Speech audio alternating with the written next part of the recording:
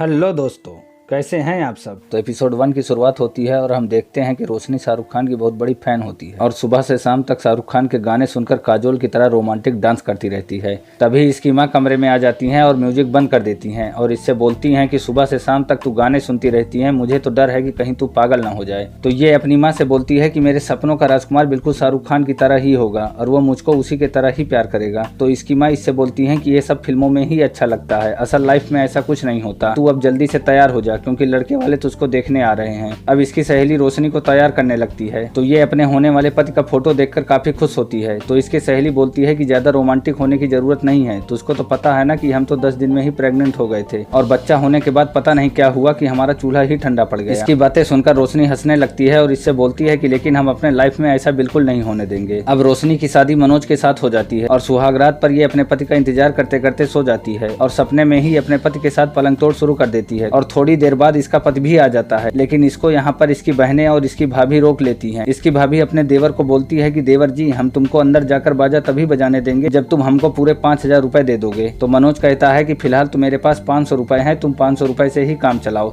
बाकी पैसे मैं बाद में दे दूंगा। अब मनोज अंदर जाता है लेकिन सुहागरात पर मनोज रोशनी को पूरी तरह से खुश नहीं कर पाता। फिर भी उसकी पत्नी उससे नाराज नहीं होती और अगले दिन जब इसकी भाभी और इसकी ननंद रात के सीन के बारे में पूछती है तो ये अपने पति की बड़ाई करके इसकी इज्जत बचा लेती है। अब रोशनी अपने माँ को फोन करती है और कहती है कि माँ, मेरा काम तो सुबह के 10 बजे तक ही खत्म हो जाता है और उसके बाद मैं पूरे दिन घर पर अकेली बैठे बैठे बोर होती रहती हूँ। तो इसकी माँ इससे बोलती हैं कि तू फ्री टाइम में म्यूजिक सुन लिया कर, इससे तेरा टाइम पास हो जाएगा। तो दोस्तों, रोशनी अब अपने फेवरेट गाने कैसेट में डलवाने के लिए इस दुकान पर आती है, लेकिन ये दुकानदार गानों की जगह पर गंदी वाली स्टोरियां डाल देता है और जब घर आकर रोशनी इसको सुनती है तो ये मदहोश होने लगती है और फिलहाल एपिसोड 1 यहीं पर खत्म हो जाता है। तो दोस्तों, अब एपिसोड 2 की शुरुआत होती है और हमें दिखाया जाता है कि रोशनी अपने कानों में वॉकमैन लगाकर रसभरी कहानियां सुनने लगती है और अपने आप से बाहर होकर खुद ही अपना सारा रस बाहर निकाल लेती है क्योंकि इसके पति को अपने बीवी की जरा भी परवाह नहीं है। जब ये इसको बोलता है कि बस तुम 10 मिनट वेट करो, मैं अभी आता हूँ, और उसके बाद ये सारी रात कमरे में नहीं आता। ये तभी समझ जाती है कि इसका पति ढीला है। इसके बाद सुबह में रोशनी की भाभी रोशनी के पास आती हैं और रोशनी से पूछती हैं कि रात के अखाड़े में कौन जीता, तू या तेरा पति। तो रोशनी अपनी भाभी को बोलती है कि कभी कभी सामने वाले को जिताने का अपना एक अलग ही मजा होता है। तो इसकी भाभी इसको बोलती है कि रात को तुम्हारे बीच कुछ नहीं है, हम तो सोच रहे थे कि जल्द ही तुम 2 से 3 हो जाओगे, अगर ऐसा ही चलता रहा तो देवर जी के लोहे में जंग लग जाएगा।